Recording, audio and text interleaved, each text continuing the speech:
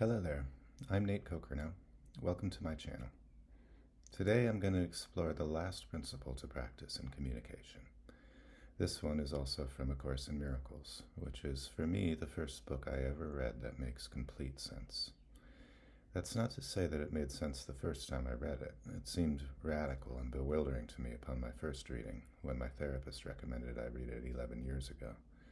But luckily for me, even as I didn't understand what it was saying back then, my intuition told me to believe it even though I didn't, as of yet, understand it, and to keep reading it until I did understand it. I've read it through maybe 10 times since, and every time I do, I understand it better than before.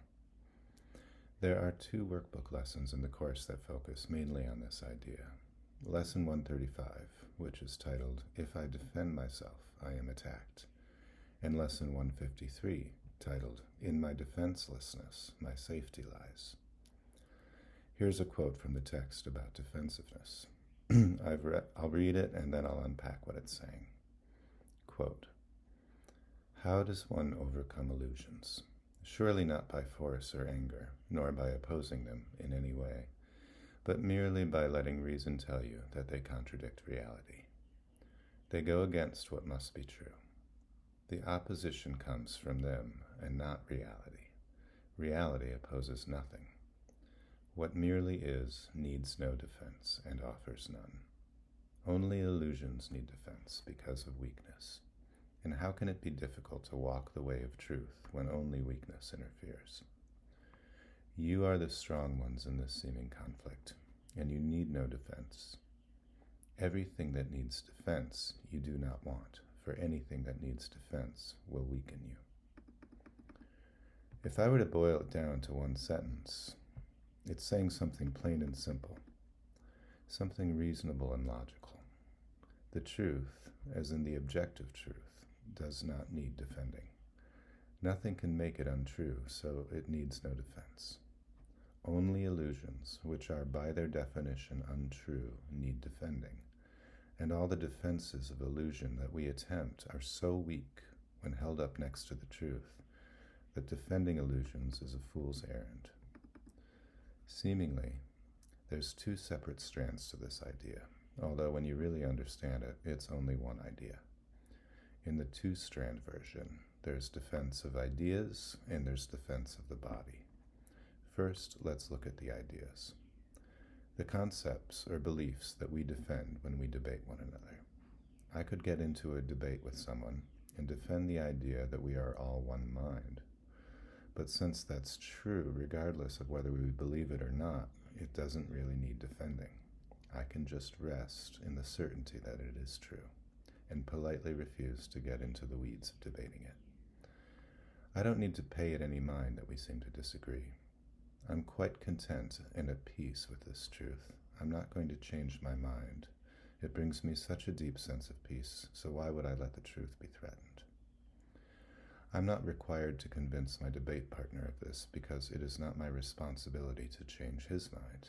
That's his responsibility, and he will get around to it when he's exhausted all the other methods of finding peace that he's considered perhaps legitimate and found wanting when he did. Only he can change his mind, and only once he fully consents to do so. But the body, well, that's a whole nother matter, right? Well, maybe not, because actually, the body itself is nothing more than an idea in the mind.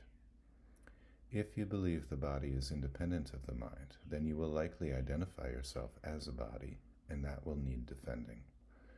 Bodies do die, and they do get sick, and they do get attacked, according to the logic of this world. The body, therefore, according to A Course in Miracles, is the ego's favorite symbol for separation. The ego insists that our bodies are proof that the separation is real. But the Holy Spirit, the part of the mind that remembers the truth, knows that the body itself is an illusion. The Holy Spirit can direct it to communicate, but so can the ego when we're not in our right mind. You only have to understand the first 3 lines of the Course. Nothing real can be threatened. Nothing unreal exists. Herein lies the peace of God. To know that the body isn't real. And so, it isn't really you. So long as you believe the opposite, that you are a body, defensiveness and attack will be seen as justified. So Nate, are you saying that attack and defense are really the same thing? How is this reconcilable? Well, it's very simple. Look at the arm of the government that we call the Defense Department. What's it up to? It's mostly attacking other countries, right? Killing other people. But I'm getting away from communication right now and focusing on the macrocosm rather than the microcosm of our relationships. In our interpersonal relationships, we often feel compelled to defend our position.